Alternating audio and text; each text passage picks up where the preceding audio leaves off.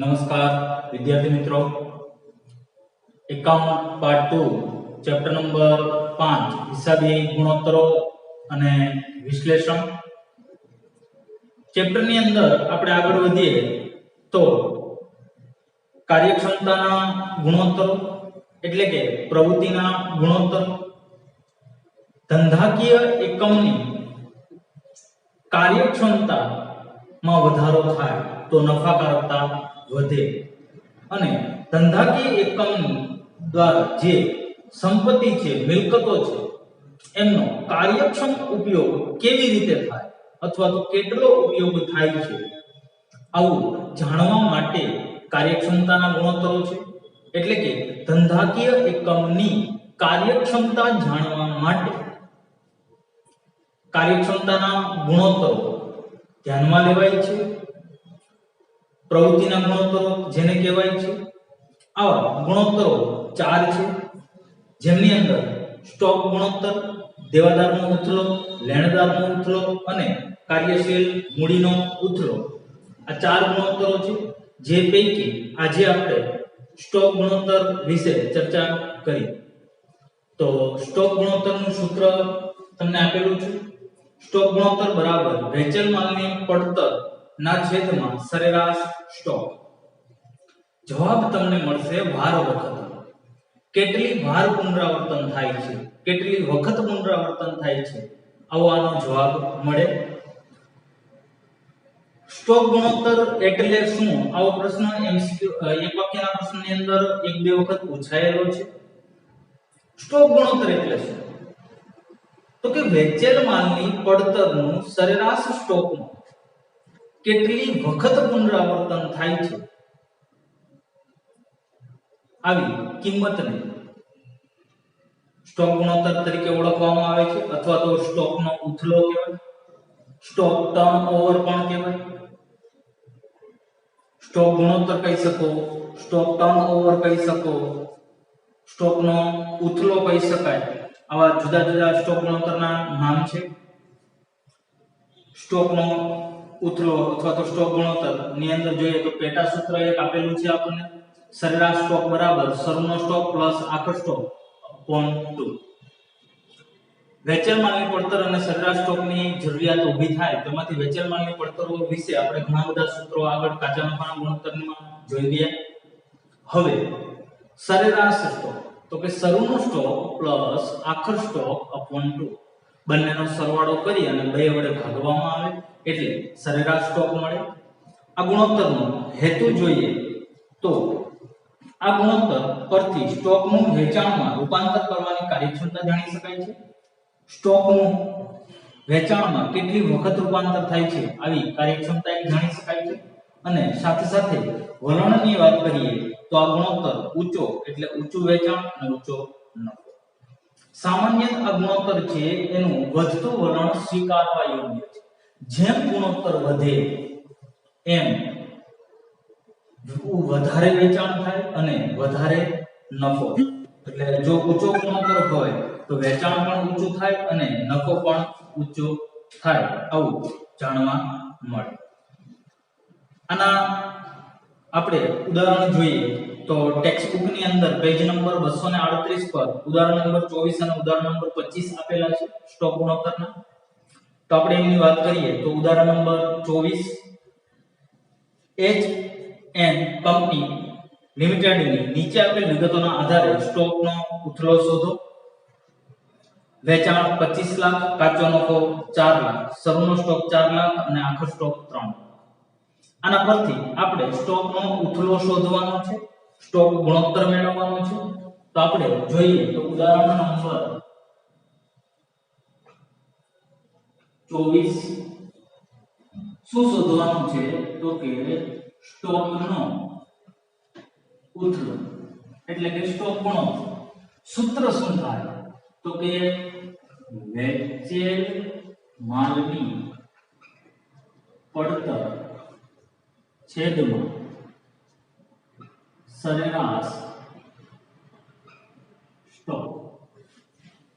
વેચેલ માલની પડતરના છેદમાં સરેરાશ સ્ટોક. તો રકમની અંદર આપણે જોઈએ તો આપણને વેચાણ અને કાચો નફો આપેલા છે. અને શરૂનો સ્ટોક અને આખર સ્ટોક છે. તો વેચાણ અને કાચા નફા પરથી આપણને વેચેલ માલની પડતર મળે. તો એના માટે આપણે એક સૂત્ર જોઈએ. વેચેલ માલની પડતર આપણે શોધીએ. વેચેલ માલની પડતર. વેચેલ માલની પડતરનું એક સૂત્ર આપણે આવ્યું હતું, વેચાણ માઈનસ કાચો નફો. વેચાણમાંથી કાચો નફો બાદ કરવામાં આવે એટલે આપણે વેચેલ માલની પડતર મળે. તો વેચાણ માઈનસ કાચો નફો. તો વેચાણ કેટલું આપેલું છે? તો કે 25 લાખ અને કાચો નફો 4 લાખ. વેચાણ 25 લાખ માઈનસ કાચો નફો 4 લાખ. એટલે વેચેલ માલની પડતર કેટલી થશે? તો કે 21 લાખ.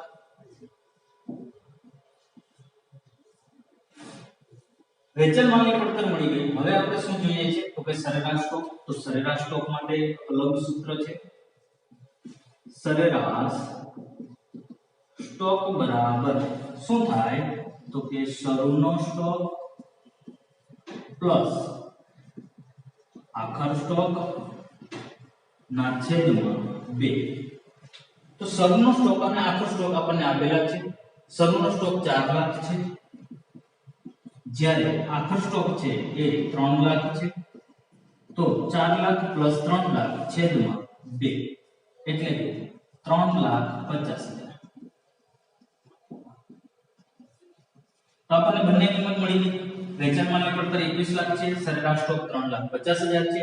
આપણે સૂત્રની અંદર કિંમત મૂકીએ તો વેચાણ માલની પડતરના છેદમાં સરેરાશ સ્ટોક. તો વેચાણ માલની પડતર કેટલી? તો કે 21 લાખ છેદમાં સરેરાશ સ્ટોક કેટલો? તો કે 3,50,000. ભાગાકાર કરીએ તો આપણને જવાબ મળશે 6. 6 વાર અથવા 6 વખત આવું તમે લખી શકો. આપણું ઉદાહરણ નંબર 24 થયું. આવી જ રીતે હજુ ઉદાહરણ નંબર 25 જોઈએ. ડીડી કંપની લિમિટેડની નીચે આપેલ વિગતોના આધારે સ્ટોકના ઉથલાની ગણતરી કરો. શરૂનો સ્ટોક આપેલો છે, આખર સ્ટોક આપેલો છે, ખરીદી અને ખરીદીના ખર્ચ.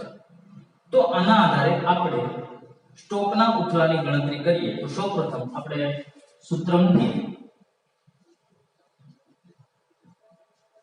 ઉદાહરણ નંબર 25 સૂત્રની અંદર જોઈએ તો આપણું સૂત્ર શું છે? તો કે સ્ટોકનો ઉથલો અથવા તો સ્ટોક ગુણોત્તર લખી શકાય. શું આવશે? તો કે વેચેલ માલની પડતરના છેદમાં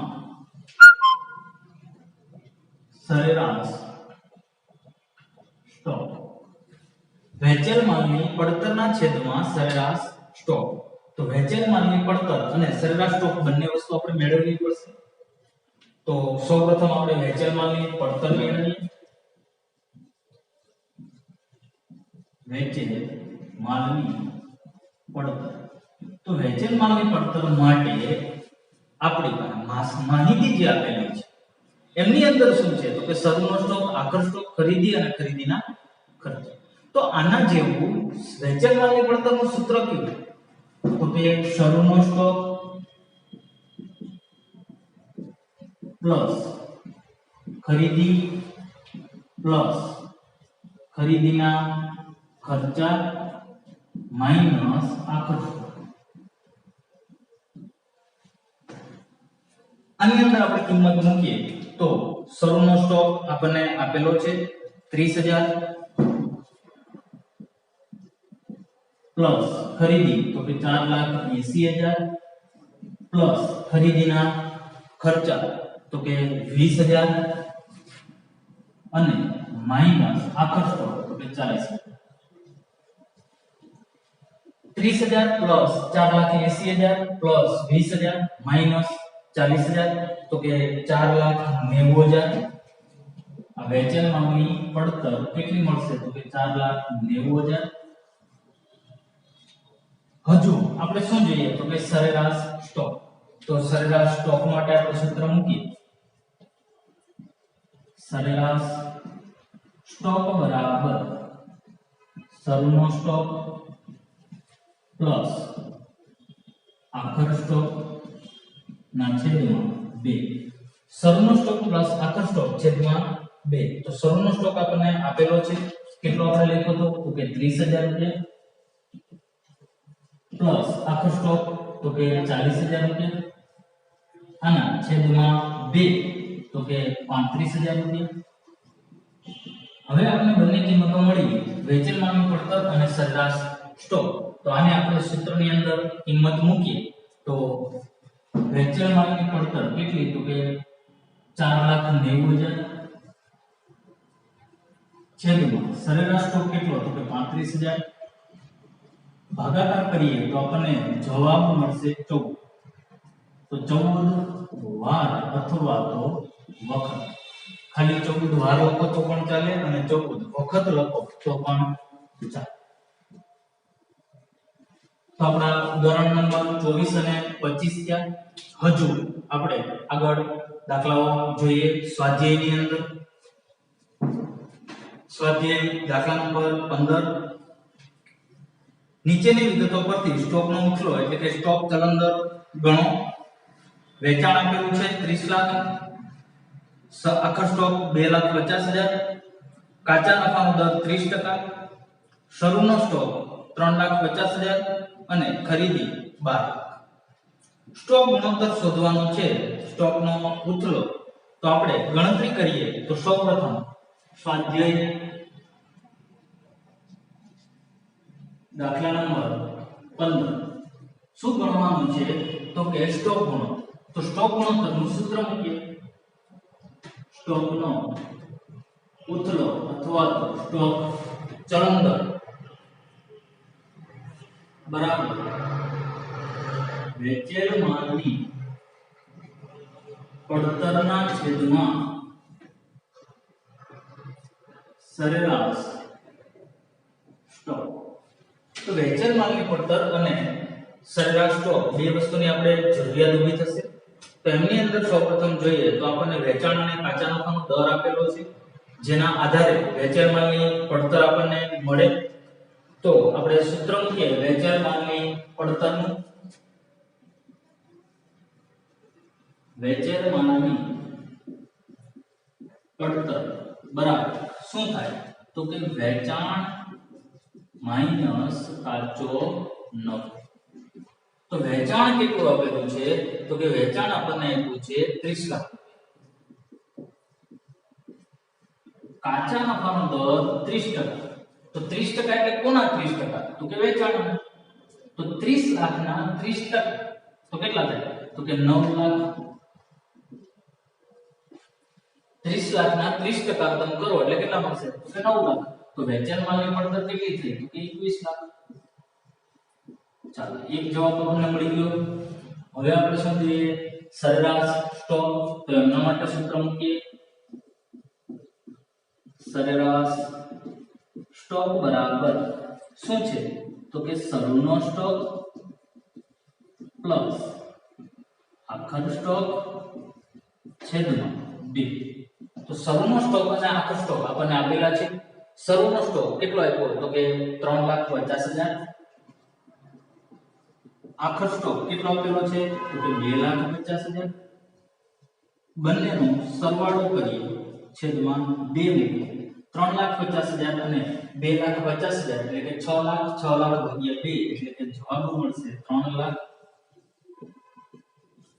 સૂત્રની અંદર આને આપણે કિંમત મૂકીએ તો વેચેલ માલની પડતરના છેદમાં સરેરાશ સ્ટોક વેચેલ માલની પડતર કેટલી તો કે 21 લાખ છેદમાં સરેરાશ સ્ટોક કેટલો તો કે 3 લાખ તો જવાબ આપણને મળશે 7 વાર અથવા તો વખત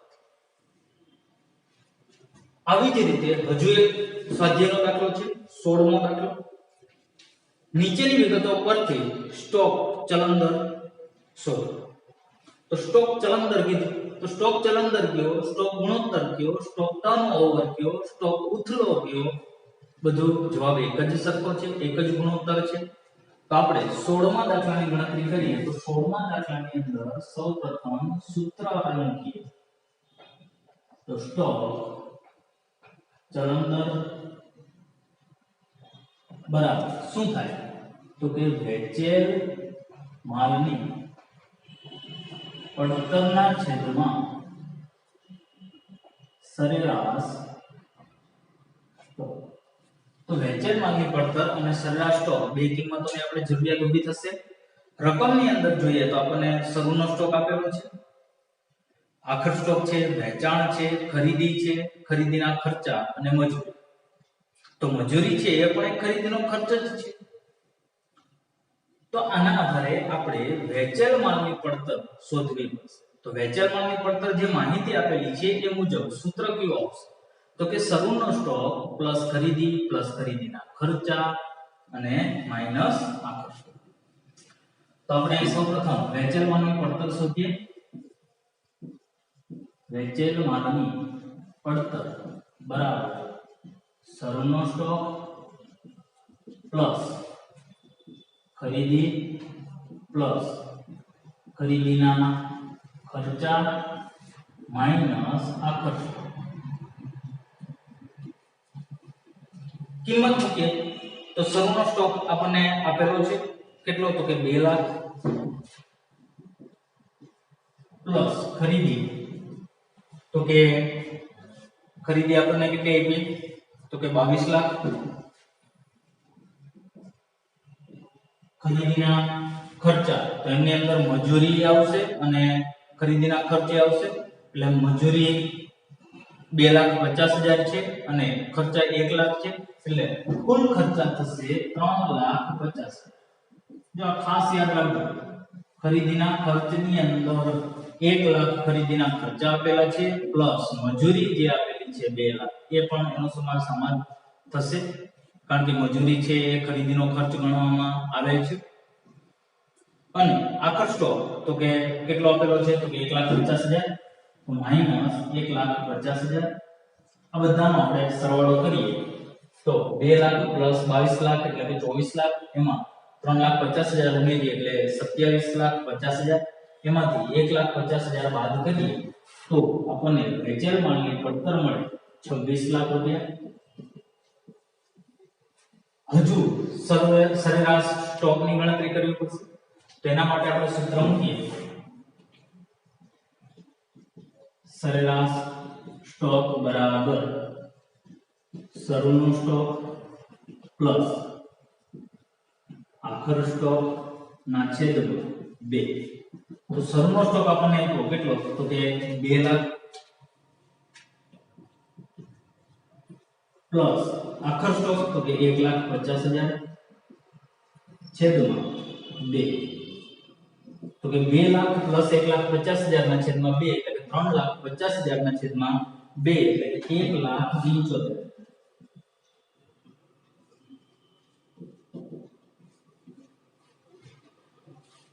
આ બંને ની કિંમતો સૂત્રની અંદર આપણે મૂકીએ તો વેચેલ માલની પડતર કેટલી એટલે આપણને? તો કે 26 લાખ છેદમાં સરેરાશ સ્ટોક કેટલો? તો કે 1,75,000 ભાગાકાર કરીએ 26 લાખ ભાગ્યા 1,75,000 તો આપણને જવાબ મળશે 14.86 વખત અથવા તો વાર એવું લખો તો પણ ચાલે અને ખાલી વખત લખો તો પણ ચાલે. તો આ ટેક્સ્ટ બુક ની અંદર જે 4 દાખલાઓ આપેલા છે સ્ટોક ગુણોત્તરના એ આપણે જોયા. હવે પછી આપણે નેક્સ્ટ લેક્ચર ની અંદર કાર્યશીલ મૂડીનો ઉથલો અથવા તો કાર્યશીલ મૂડીનો ગુણોત્તર એના વિશે ચર્ચા કરીશું. Thank you.